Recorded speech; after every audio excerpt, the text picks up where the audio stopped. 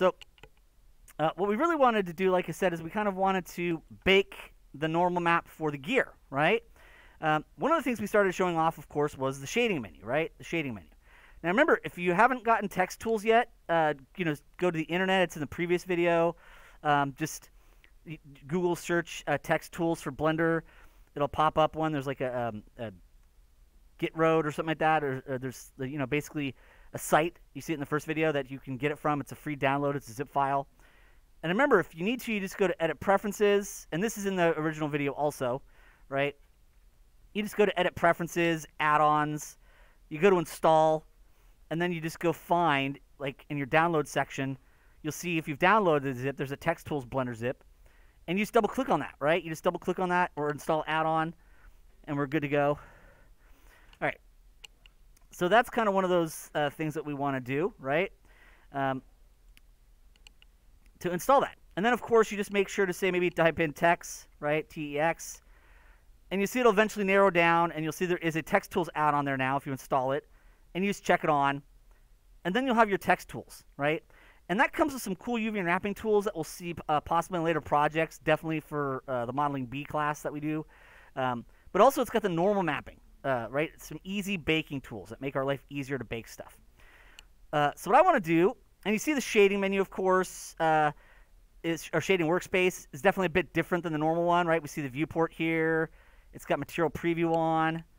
But you also see, you can kind of see your node network right here, right? And you can see the crab body material that's on this. You can see the normal map stuff plugged in. So it's just a different way to look at your material system, right? So what I'm going to do is I'm going to go to the crab gear eyeball, right? And I'm going to uncheck the outliner, right? So we're just going to uncheck the eyeball there for crab gear. And it's going to show the crab gear eventually, right? So remember, outliner has your objects, the visibility for the eyeballs. You can turn those off and on, right? And then, of course, what we can do is we can click on the gear itself. Now, you notice when I click on the gear, it is showing this crab body material still on it, right? If you actually click on the little ball right here, you'll see that it just shows there's one material, crab body. That's the material that's on everything. So if you want to create a new material for an object, you go to that different object, right? So crab gear. And you see the kind of, right in this area. So it's kind of that shows all the materials that are available to apply. This is where you can give it a name. And then a few over, you'll see there's X, so if you want to delete a material. But there's also one that looks like kind of two pages, right? It kind of looks like two pages on top of each other. That's new material. So with the different objects selected, I could click on new material. Give it a second to think, right? Come on, you do it. And there's a new material. Now, usually it'll just kind of go with the derivative of crab body 0.001. But you could rename this to crab gear. And there we go. And now this is called crab gear. And what's cool is you'll notice that if you go to the body, it's crab body. If you click on crab gear, it's crab gear. If you go to this little ball pull down, you'll see there's now two materials. So it's that easy to create a new material, and you could actually swap and switch what materials on something really easily using this shading workspace, right? Using this shading workspace. This has become a little more important to us as we start to set up a few different material property types, and we start to do some texturing. So shading workspace is kind of cool for doing some other material stuff, right? So you can easily create new materials from here. You can rename a material because it kind of creates a copy. Like I said, it went crabbody.001. I'm like, yeah, I don't want it to be called that. I'm going to call it crab gear. But you can also see there's kind of this little pull down here for crab body, crab gear. It'll show that. So kind of a couple of cool little things there to just kind of remind you of. So now there is a new material on this one called crab gear. And that's good. We kind of wanted that. I'm going to turn the crab body off for the moment because we really just want to bake down a material for this. So I'm going to go back to UV Editing Workspace, right? Because when we go back to UV Editing Workspace, that's where we're going to get our text tool stuff at. Now, I do want to hit 4 for object mode so that we see the object with all the sculpt data because of multi-resolution, right? So 4, because that way it's fully accessing your multi-resolution. You can see all your sculpt detail. It's right here. We can make sure all our levels are at their max, right, which for us was 5. And now we see we can go over to the UV Editing Workspace itself here. And remember, there's these little tabs on the side, just like there is in the regular modeling viewport. And you'll see towards the bottom, if you've installed text tools, it'll show up here. Now, when you click on text tools, right, Magic UV has its own things, text tools has its own things. You can actually create a preview texture for each object right here. So your checkerboard. So this actually has an even slightly easier, faster way to do it. It does do it for objects individually, though, instead of as like a super material or like one material that's on everything. But you could easily pick presets and just say checker map. So it's a little bit faster and easier to make your distortion grid through here. So that's one of the neat things that comes with text tools. There's actually some really great UV layout features like rectify that can take non-rectangle UV or UVs that can be unwrapped in a rectangle but aren't, and kind of straighten them up, which is cool.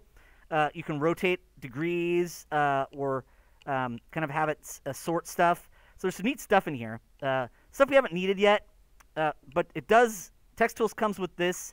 It comes with this, which has some cool stuff, and it comes with the baking area, right? It's called baking because that's what this is often called. I think it should actually properly be more called extract, right?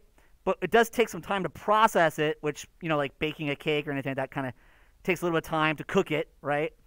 But really what it's doing is it's taking the normal direction, right? Remember, a normal direction is just the way a polygon points, right? Basically the way it's looking.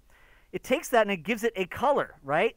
And you notice there's kind of this default purple, particularly if you're doing tangent space. That's kind of the neutral. That's like 0. But you see there's kind of teal and magenta. Those are actually variants of your X, Y, and Z, right? Because your polygons point somewhere in Cartesian space, right? And so when you see something that's red or green, it's a normal facing exactly that way. But when you see something that's not quite that, it's going to be a mix. It's like I said, normal maps are really just taking the direction a polygon is pointing, and it makes a texture map, a 2D image, based on that with a color. And that color, when light hits the surface, it shades that texture, those pixels in that texture, like it's that polygon. And it can create shadow that moves dynamically as you move lights around. And it creates that effect that where you look like you've got detail on a model when you don't. So normal mapping, right? We'll kind of go over even more in our later projects. Now, the nice thing is in the bake section, since we only have one object and there's just multi-resolution on it, that makes this baking super simple, right? Can you pick multiple objects? Yes, you can, right? But in this case, we don't need to. If you click on this kind of big thing right here, right, we can kind of see there's like the tangent normal. If you click on that, you'll see there's a lot of stuff you can bake here. Ambient occlusion, tangents with bevels. So if you actually want to give a bevel effect to your normal maps for like hard surface stuff, you can actually do that with a normal map, right? It's kind of neat that way. And of course, there it went disconnect. You've got to be kidding me. Let's try and reconnect it. But anyways, yeah, you have those normal maps in there.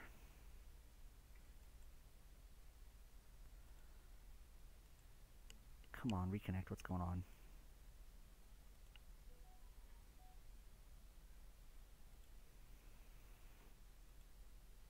Cancel that. Disconnect. Come on.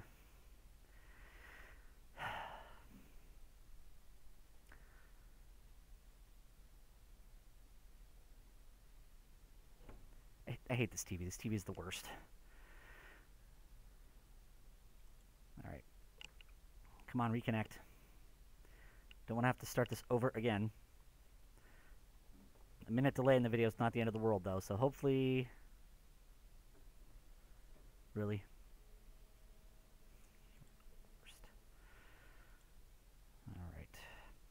All right. What I'm going to do is I'm going to finish baking this normal map and then try to redo this stuff and end the video, and then we'll come back and maybe do the painting later on today with another video. Because I was right there at the bake, so I might as well just finish it off with the video for you guys. We can always discuss it a little bit later on in a review lecture, but the TV just totally crapped out on us. So I'm going to bake this really quick for you guys so that the video has it. Because we were at the point where we were just about ready to go. So I'll bake it. All right. And they're baked. Baked pretty quick because we're just doing a 2048. If you wanted a little bigger, like a 4096, you could do that. Depends on your preset, right? And then, of course, once it's baked, there's the image menu up here. You have to go to, in the UV editing, right? You have to go to the image save, right, to make sure it's properly saved. There we go. And it is. And then, of course, we can go back to that shading workspace, and you'll see that that material's already kind of plugged in for us, right? So all we really have to do is go to everything already plugged in, and we just have to go to the crab body normal tangent, click on that little browser, and switch it to gear. And then we just have to make sure to go to our UVs and tell it to be crab gear instead of crab body. And then, of course, if we want to, we could, and we should get rid of the multi-resolution modifier. And, of course, there we go. And we've got it all baked and assigned. And it's pretty straightforward once you get used to it. Yeah, and that'll be great for that video.